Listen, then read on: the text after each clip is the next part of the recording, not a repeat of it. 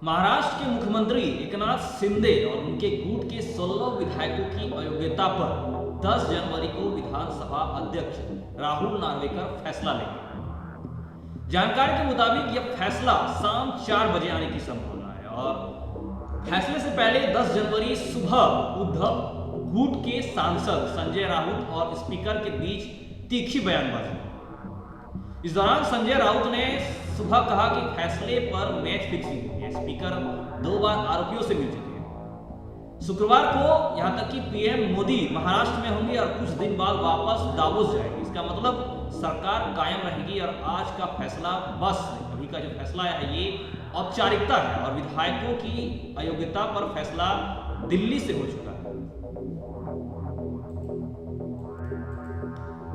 इस बात पर स्पीकर नार्वेकर ने जवाब दिया कि संजय राउत कल जाकर कहेंगे कि निर्णय दिल्ली से नहीं अमेरिका से लेकर आया है और उनके बोलने का कोई अर्थ नहीं। वे सस्ती पब्लिसिटी चाहते हैं और उन्होंने कहा कि आज का फैसला सबको न्याय देने वाला है। कानून और संविधान में जो प्रावधान है उसे ध्यान में रखकर ही फैसला किया है। कई सारी बातें सामने आई। आपको बता दूं, महाराष्ट्र के मुख्यमंत्री देवेंद्र फडणवीस ने दरअसल 29 अक्टूबर 2023 को विधायकों की अयोग्यता मामले पर बयान दिया था। उन्होंने मराठी मीडिया को दिए इंटरव्यू में कहा था कि महाराष्ट्र के मुख्यमंत्री एकनाथ शिंदे को अयोग्य नहीं ठहराया जाएगा, उनका केस मजबूत है।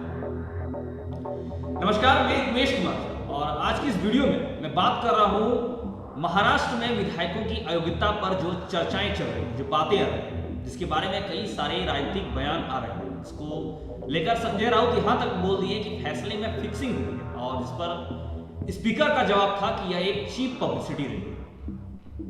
आपको बता दो, मंगलवार यानी बीते मंगलवार को दोनों डिप्टी सीएम करीब 8 जनवरी को सीएम फडणवीस और अजीत पवार के सीएम एकनाथ शिंदे ने वर्षा बंगले पर पहुंचकर उनसे मुलाकात की थी।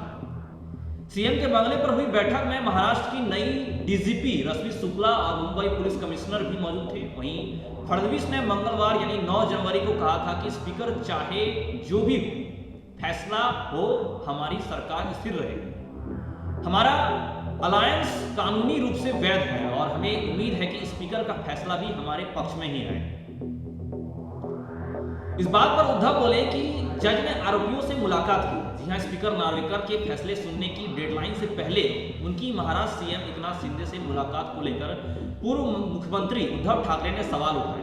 उन्होंने कहा कि जज ने आरोपियों से 2 बार मुलाकात की और इससे जनता समझ चुकी है कि कल फैसला क्या होगा। इसे लेकर नार्वेकर ने 9 जनवरी को कहा कि मुख्यमंत्री से 3 जनवरी को मेरी निर्धारित मुलाकात थी मंगलवार को और आज मैं जरूरी कारण से मुख्यमंत्री या मुख्यमंत्री से मिला। तो क्या इसका मतलब यह है कि मुझे उनसे नहीं मिलना चाहिए? कुछ लोग मेरे निर्णय लेने की प्रक्रिया पर दबाव डालने के लिए ऐसे मूर्खतापूर्ण आरोप लगाते हैं, लेकिन मैं कानून के मुताबिक ही फैसला लूंगा। ये बयान स्पीकर का जवाब में दिया गया। दरअसल ये मामला 14 दिसंबर 2023 को रिलेटेड करता है। 14 दिसंबर 2023 को सुप्रीम कोर्ट ने शिवसेना यानी शिंदे गुट के विधायकों की अयोग्यता पर फैसला लेने के लिए राहुल नार्वेकर को 10 दिन का और समय दिया था। नार्वेकर को पहले 31 दिसंबर तक का समय दिया गया था, फिर सुप्रीम कोर्ट ने डेडलाइन बढ़ाकर 10 जनवरी 2024 कर दी। शिवसेना यानी उद्धव गुट ने पार्टी तोड़कर जाने वाले विधायकों को अयोग्य घोषित करने के मामले में जल्द फैसला लेने के लिए सुप्रीम कोर्ट में याचिका दायर की थी और सुनवाई के दौरान नार्वेकर ने कोर्ट को बताया था कि विधायकों की अयोग्यता को लेकर 2,71,000 से अधिक पन्नों के डॉक्यूमेंट्स दाखिल किए गए। महाराष्ट्र विधानसभा का सत्र भी चल रहा है, इसलिए फैसला लेने के लिए 3 हफ्ते का समय लगेगा। स्पीकर नार्वेकर की दलील पर जस्टिस डीवाई चंद्रचूड़ की अध्यक्षता वाली बेंच ने कहा था कि विधानसभा स्पीकर ने फैसले में देरी के जो कारण बताए वो वाजिब है और हम अध्यक्ष को फैसला सुनाने के लिए 10 जनवरी तक का समय देते हैं और इस तरह से उन्होंने 10 जनवरी तक ये डेडलाइन बढ़ा दी। आपको बता दूं, इस दौरान उन्होंने मीडिया से बात करने में कई चीजों को बताया। सुप्रीम कोर्ट के वकील सिद्धार्थ शिंदे ने जाना कि 10 जनवरी के फैसले के बाद सरकार के पास क्या विकल्प है। मीडिया के सर्वे से पता चला तो हमें जैसे कि 4 कई विकल्प देखने को मिल रहे हैं। मुख्य विकल्पों की बात करें तो 3 विकल्प सामने दिखाई देते हैं। पहला कि अगर शिंदे सेना अयोग्य घोषित हुआ तो क्या हो सकता है। मुख्यमंत्री शिंदे को तुरंत इस्तीफा देना, और ऐसा होता है कि अगर शिंदे सेना अयोग्य घोषित होते हैं तो उन्हें तुरंत मुख्यमंत्री शिंदे को तुरंत इस्तीफा देना होगा और तकनीकी तौर पर सरकार गिर जाएगी। हालांकि अजीत पवार के एनसीपी गुट के पास बहुमत से ज्यादा विधायक होने के कारण महायुति सरकार दोबारा रहेगी, लेकिन मुख्यमंत्री कोई और हो, अयोग्य ठहराए गए शिंदे दोबारा शपथ नहीं ले पाएंगे। दूसरा विकल्प, अगर शिंदे सेना योग्य घोषित हो, अगर सेना योग्य घोषित होते हैं इस फैसले में, तो शिंदे की सरकार कायम रहेगी और ठाकरे समूह के पहले 16 विधायकों और बाद में 24 विधायकों को नोटिस जारी किया था, इसलिए यह फैसला सभी 40 विधायकों पर लागू होगा। अजीत पवार गुट के विधायक अयोग्यता मामले में भी इसी तर्ज पर फैसला आने की संभावना है। और तीसरा विकल्प यह हो सकता है कि किसी को भी अयोग्य नहीं ठहराया जाए। अगर ऐसा होता है तो शिवसेना ने 2018 में संविधान बदला, लेकिन चुनाव आयोग ने कहा कि उसे संविधान बदले जाने की जानकारी नहीं है। ये बात 2018 में बात सामने आई थी। लिहाजा आयोग ने जनप्रतिनिधियों के बहुमत के आधार पर शिंदे को पार्टी और सिंबल सौंप दिया, और विधानसभा अध्यक्ष कह सकते हैं कि इस आधार पर किसी को अयोग्य नहीं ठहराया जा सकता। ये बातें हो सकती है, लेकिन ऐसा होने की संभावना सबसे कम बनती है। आगो फैसले के खिलाफ कोर्ट का सहारा लिया जा सकता है। जी हाँ, वकील सिद्धार्थ शिंदे ने कहा कि दोनों गुटों के पास एक दूसरे के खिलाफ याचिकाएं हैं, इसलिए अगर शिंदे समूह योग्य है तो ठाकरे समूह अयोग्य हो जाए, और अगर शिंदे अयोग्य हो जाता है तो ठाकरे के विधायक योग्य माने जाएंगे। विधानसभा भंग होने तक अयोग्य विधायकों के पद भी रद्द किए जाएंगे। ये विधायक 2024 का चुनाव लड़ सकते हैं। अगर ठाकरे या शिंदे गुट को विधानसभा अध्यक्ष का निर्णय स्वीकार नहीं है तो दोनों समूह 30 दिन के अंदर हाईकोर्ट या सुप्रीम कोर्ट में अपील कर सकते हैं, और अगर इस फैसले पर रोक लगता है तो याचिकाकर्ताओं को राहत मिलेगी, लेकिन राष्ट्रपति के फैसले पर रोक लगवाना भी एक चुनौतीपूर्ण है।